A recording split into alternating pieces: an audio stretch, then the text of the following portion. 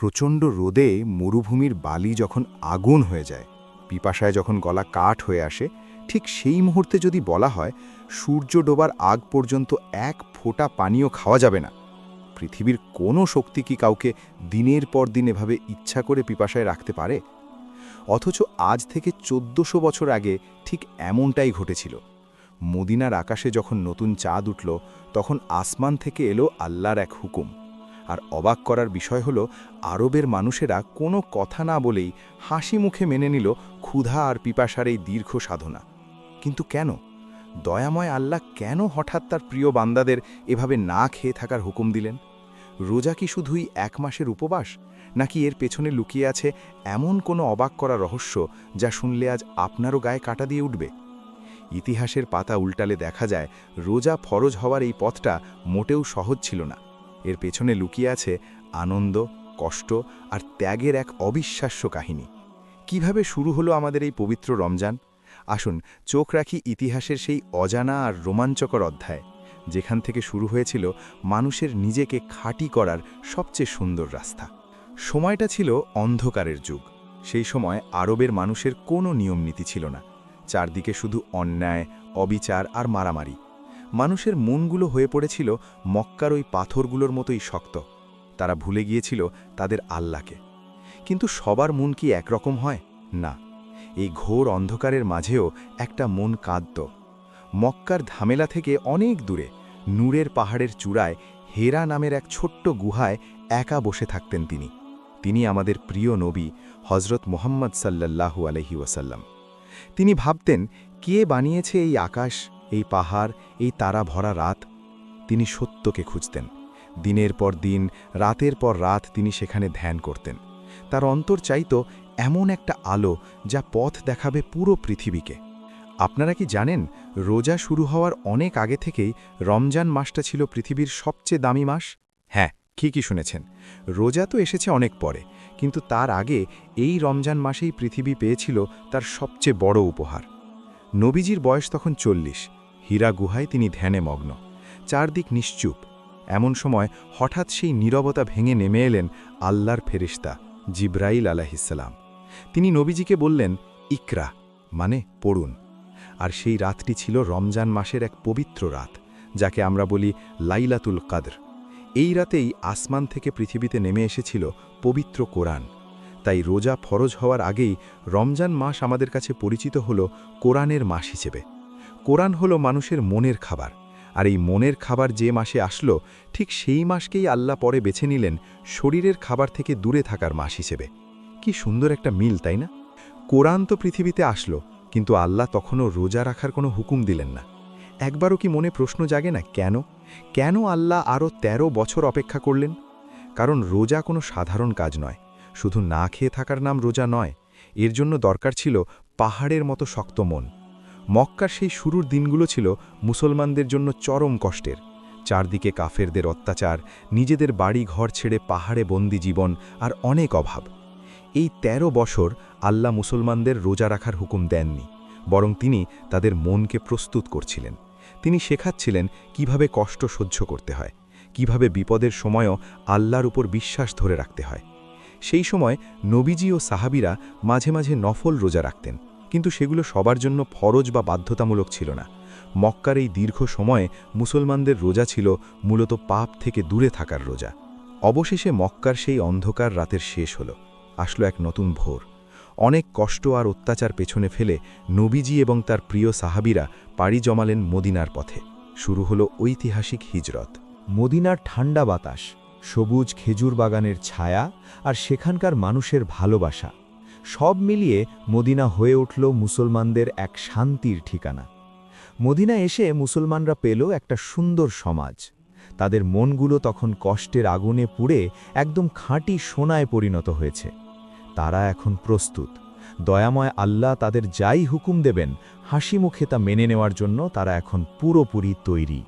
সময় যেতে লাগল। হিজরতের পর পার হয়ে গেল প্রথম বছর। শুরু হলো দ্বিতীয় হিজরি সাল। মদিনার আকাশে বাতাসে তখন অন্যরকম শান্তি।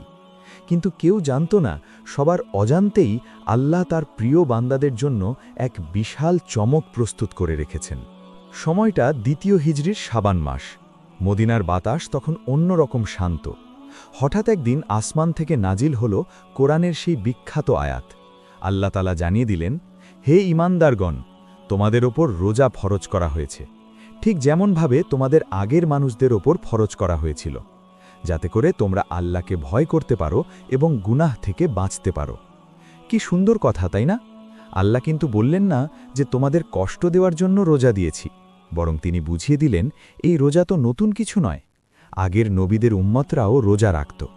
এর আসল উদ্দেশ্য না খেয়ে কষ্ট পাওয়া নয়, বরং মানুষের মনকে পবিত্র করা, আত্মাকে খাঁটি করা।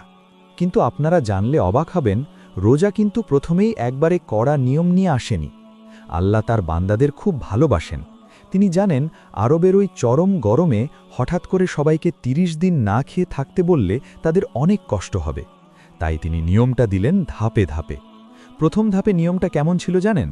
আল্লাহ বললেন, যারা রোজা রাখতে পারবে তারা রোজা রাখবে, আর যাদের অনেক কষ্ট হবে তারা রোজার বদলে একজন গরিব মানুষকে পেট ভরে খাইয়ে দেবে। হ্যাঁ, ঠিকই শুনেছেন, শুরুতে এটাই নিয়ম ছিল। যাদের কষ্ট হতো তারা রোজা না রেখে গরিবদের খাবার দিত। আল্লাহ চাইতেন মানুষের মন আগে রোজার জন্য তৈরি হোক, তারা যেন ভয় না পায়। কি অসীম দয়া আমাদের আল্লাহর! কিছুদিন পর মানুষ যখন রোজার সাথে অভ্যস্ত হয়ে গেল, তখন আল্লাহ দিলেন চূড়ান্ত হুকুম। আসমান থেকে কোরআনের আরেকটা আয়াত নাজিল হল। আল্লাহ বললেন, তোমাদের মধ্যে যে ব্যক্তি এই রমজান মাস পাবে সে যেন অবশ্যই রোজা রাখে। তবে হ্যাঁ, অসুস্থ মানুষ আর যারা সফরে বা রাস্তায় থাকবে তাদের জন্য আল্লাহ ছাড় দিয়ে রাখলেন। আর অবাক করা ব্যাপার কি জানেন?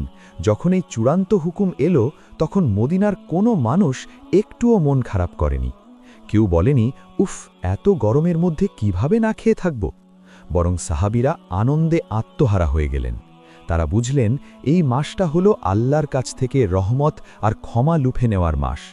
তারা আকাশের দিকে তাকিয়ে রমজানের চাঁদের অপেক্ষা করতে লাগলেন, ঠিক যেমন করে মানুষ সবচেয়ে প্রিয় মেহমানের জন্য অপেক্ষা করে। শুরু হলো মদিনায় সাহাবীদের জীবনের প্রথম রমজান। দিনগুলো ছিল প্রচণ্ড গরমের। রোদে যেন চারপাশ পুড়ে যাচ্ছিল। সেচের কাজ, বাগানের কাজ, হাটে বাজারে কেনা বেচা সবকিছুই করতে হতো ওই রোজা রেখে।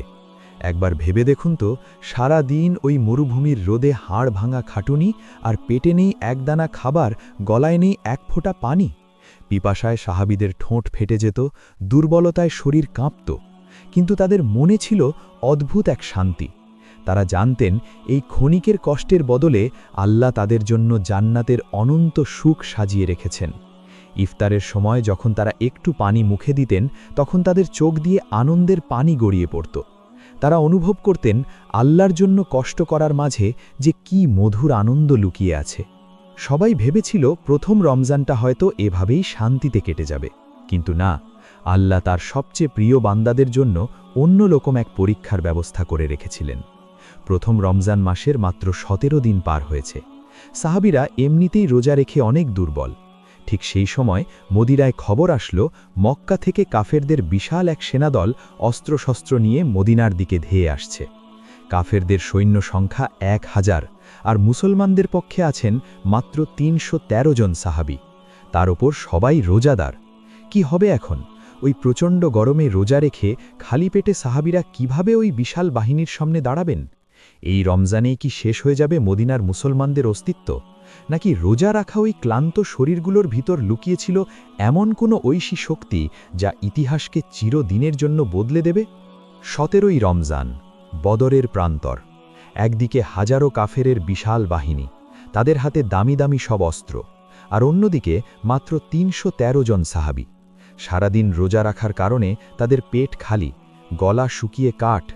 একবার ভাবুন তো, ওই প্রচণ্ড গরমে খালি পেটে মানুষ তো ঠিকমতো দাঁড়াতেই পারে না, আর তারা এসেছেন যুদ্ধ করতে।